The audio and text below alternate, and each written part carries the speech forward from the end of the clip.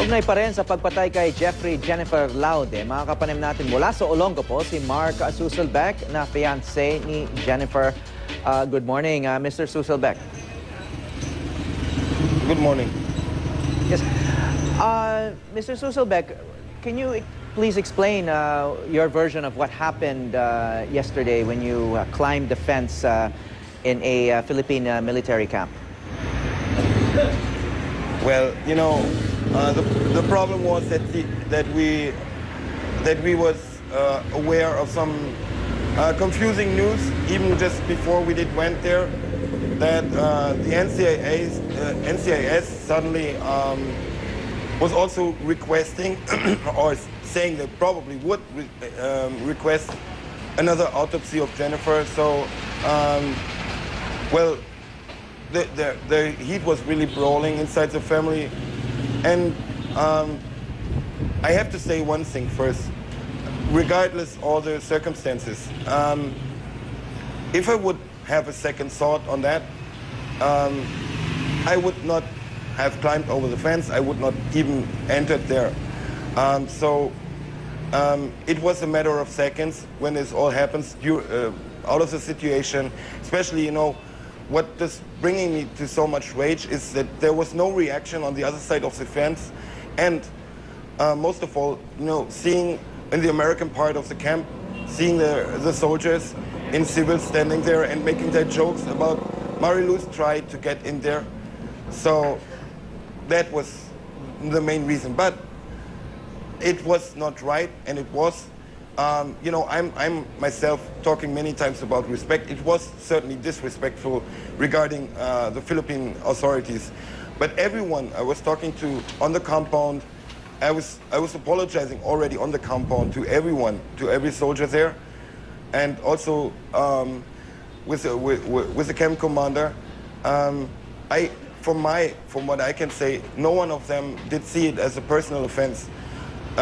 Or as a disrespect, because it was clear that it was not meant against anyone of the soldiers there. It was just, well, it was a personal mistake of me, seriously. Yeah. So you regret that it happened, and you pushed a Philippine guard who was just trying to do his job. Yeah. So basically, you. Absolutely. Yeah, you and the family members of Jennifer are still not convinced that a private first class Pemberton is actually there, present there, detained. That's one of the reasons why there was a lot of emotion yesterday? Yes, that was one of the main reasons. You know, the behavior of the U.S. authority in itself, you know, like doing everything on their own, not including even anyone of the Philippine authorities informed, or even, you know, in the case, we have to remember, after that night when it happened, no one, and I repeat, no one of the Philippine authorities or anyone in charge on site of the Philippines did even ever see that guy, did even ever had the chance to have a word with him to make sure it's really him. No one did know his exact whereabouts from the first moment on. It was just, you know, what the U.S. was giving out as a statement where he is, but no one even of the Philippine authorities have ever proof and had the chance to be with him in person. That was also what was so clear in the Senate hearing yesterday. And you know, if I agree on disrespect regarding to the soldiers, which is definitely a fact, but it probably can be explained, then I ask you how they can explain the disrespect to the Philippine authorities with not even making cooperate with them and make sure the authorities at least get a proof where he is and have a word with him. Yes. So, what are you and the family of Jennifer Laude expecting from the Philippine authorities at this point? The problem is, again, that was also the reason why it was wrong to got on the compound yesterday, because the Philippines have to deal with the problems, the Americans leave them. Normally, it would be a matter of fact that the action would have to come from the U.S. I mean, it's their charge to cooperate with the family, cooperate with the Philippine authorities, and you know, for example, give just simple evidences of Mr. Pemberton. Like we still, even now, after 1.5 weeks, don't have DNA samples of him, no fingerprints, and all the evidences which probably have been there right after that night on his body, scratch marks or something, nothing. Yes. Mr. Sueselbeck, at this point, I'd like to offer our condolences on the death of your fiancé. But may I ask how long you knew each other?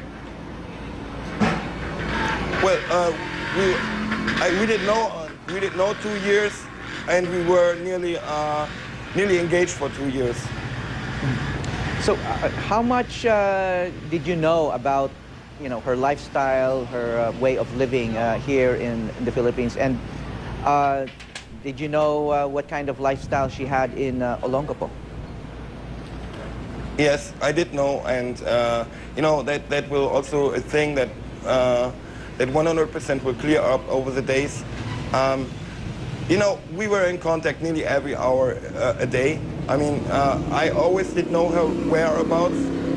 We were talking, you know, like every 1 or 2 hours. I was also in close contact with her friends and family all the time. So I did know about the lifestyle. I did know about her lifestyle, and I can tell you what, she was just living a normal, decent life here as well as she could. I know what you want to go on refer to, but you probably should recall the Senate hearing yesterday. The statement of her sister was very clear regarding that aspect you probably want to show out. She was just living a very normal, decent life. You know, I can tell you, for example, she did never go out more than maybe one night a week with friends, and everyone here can confirm that. So you said that she was constantly communicating with you. I suppose this is also by text message. You said that almost every hour she was communicating with you. So you knew that she was, you know, socializing with some of the U.S. soldiers who were in Olongapo at the time. She was not socializing. I don't know where you have the information from. Actually, what I can say is regarding, for example, that evening. You can take it as an example. She was her plan, and this can be proven also by text messages she did give to me, and also even just 1 hour to a friend who was waiting in Pier 1. Her plan was going to Pier 1 to meet up with some friends, and just accidentally, you know, she did while meeting friends on the way, did even made her way in ambience bar. You can ask around how often she has been there. She hardly 1 time a year, like that.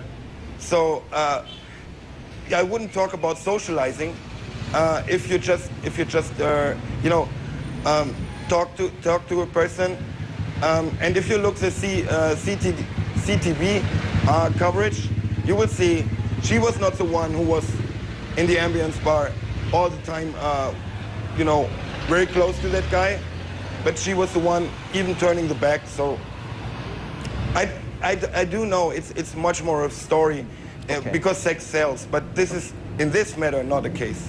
Okay, may I know what the plans are for her funeral?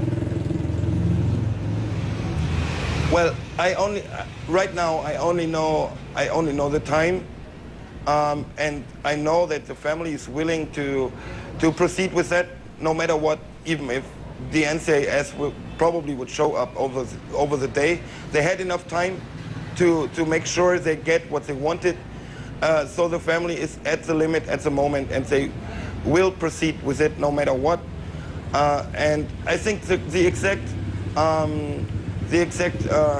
plan or schedule what will be made, they will work out over the day.